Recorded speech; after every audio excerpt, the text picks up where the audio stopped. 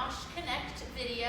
My name is Robin. I'm the Naturalist Center Manager here at MOSH, and today we are in the Florida Naturalist Center at MOSH with our Gopher Tortoises for Gopher Tortoise Day. Gopher tortoises are very important to our natural ecosystem here in Northeast Florida. They're actually known as a keystone species. And if you know what a keystone is, it's that center stone in an archway that holds it all together, and without that stone, the archway falls apart. So think of gopher tortoises as that special stone. Gopher tortoises are keystone species because they dig these huge burrows that can be up to 6 feet wide and up to 20 feet long. And they can actually house over 250 different species of animals during inclement weather or harsh weather habitats and environments. So obviously they can't house 250 animals at once in these burrows, but a few at a time can live with a gopher tortoise. And these guys are very special. I mean, look at them. They're just having a grand old time eating their apples and sitting on their salad dish. So this is Gooder. He is about 28 years old, and gopher tortoises live to be about 100 years old in the wild, and sometimes even longer in captivity. This is Emmett, and he's our oldest resident here at MOSH, and he's about 78 years old. And this is Scoot. She is our youngest here, and she is about 18 years old. So all of these gopher tortoises are here because they can't be released into the wild for some reason. So Emmett here has stunted growth. We believe he was run over with something. He's got some dents on his shell. And we have Gooder here that can't be released into the wild because he gets respiratory infections sometimes and has trouble breathing, but he's okay now. So we make sure his enclosure is the perfect temperature and the perfect humidity for him to be able to breathe. And then Scoot is here because she has some cognitive issues. So she doesn't think clearly all of the time.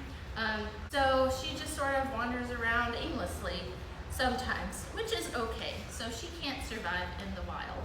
She was also a classroom pet. She was found as an egg and hatched in a classroom here in Jacksonville, which is pretty cool. So gopher tortoises are herbivores. They only eat plants, so fruits and vegetables are their main diet. Since they are tortoises, they don't go in water at all. They stay on the land their whole life. He's having some issues, that's fine. So since they don't drink a lot of water, they have to actually eat their water, which is why they're herbivores. Their favorite things are juicy berries and melons and lettuce. Lettuce contains a lot of water, so that's their favorite thing to eat. And you can tell they are land turtles because of their shell, right? They look kind of like rocks. They're very big and pretty bulky.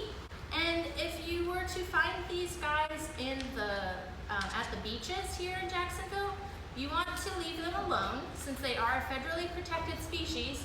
But also it's important to leave them on land because they would actually sink in the water since their shell is so dense. They can't swim at all because their feet are actually shaped like little shovels, as you can see. And their back feet are shaped like little elephant feet, like you can see here. They're nice and flat, good for stomping around on that dry sort of substrate that you can find at the beach and in the forest. So you can also notice that they don't have teeth. They actually have beaks, and these beaks are really sharp around the edge, and it actually lets them cut through their diet, so they can sort of chop it up a little bit easier to swallow, which is pretty cool. All right, well, that's pretty much everything about gopher tortoises. So these guys just pretty much are able to walk around our room without guests here, and they love walking around the room, and they're actually pretty fast, especially Gooder there. But Thank you all for checking in with us today on World Gopher Tortoise Day. If you would like to check more out about our animals, you can visit our website, themosh.org. And if you'd like to support our animals a little bit more, you can check out our Adopt an Animal program, and you can donate and symbolically adopt one of our animals. So thank you all so much for joining us. Have a good day.